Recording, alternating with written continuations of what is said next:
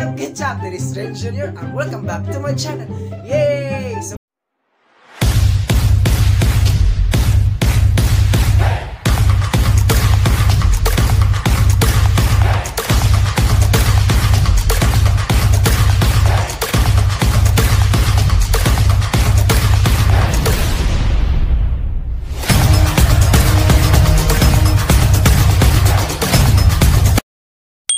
good job, this is Ren Jr. and welcome back to my channel. Yay! So ngayon guys ay magawa kami ng biko. So ako yung magbunot ng lubi. So sana ay tingnan nyo ang aming paggawa ng biko. So let's go!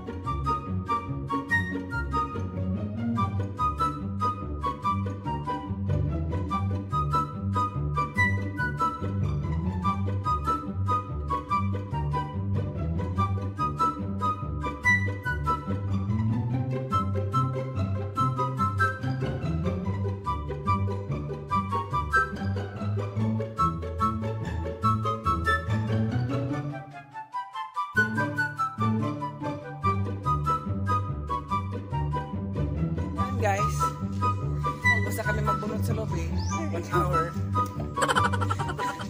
So ito pa. Next natin dito ay magbuak lobby. Ganito yun ang lobby. So, next natin ay ganito ng lobby.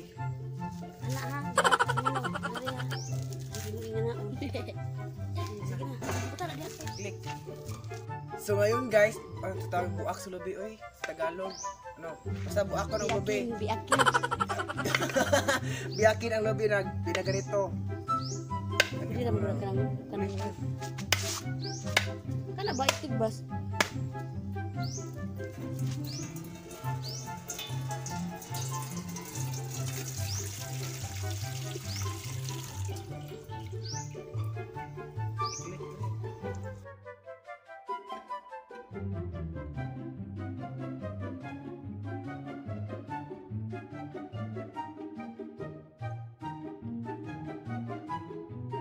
Guys, magkudkod na po lobby.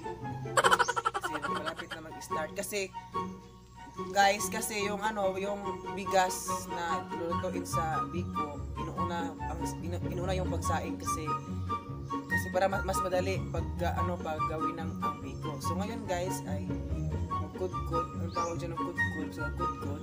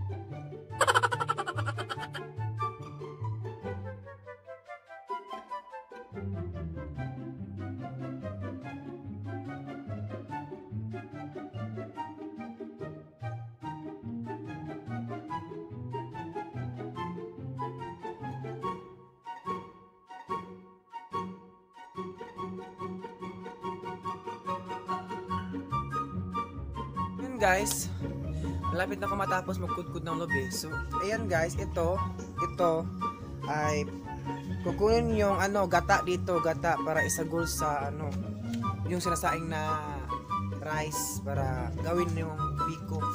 So, tapos na akong magkudkod. So, tara, puntahan natin ang next next episode ng pagluluto ng biko. So tara, maraming salamat. Sige, dapat ay subaybayan natin yung video na kung paano maluluto ng biko.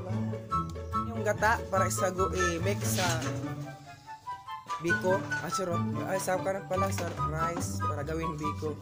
So tara. So ayan, kukunin na yung gata. Sana ay madama ninyo ang aming pagkuha.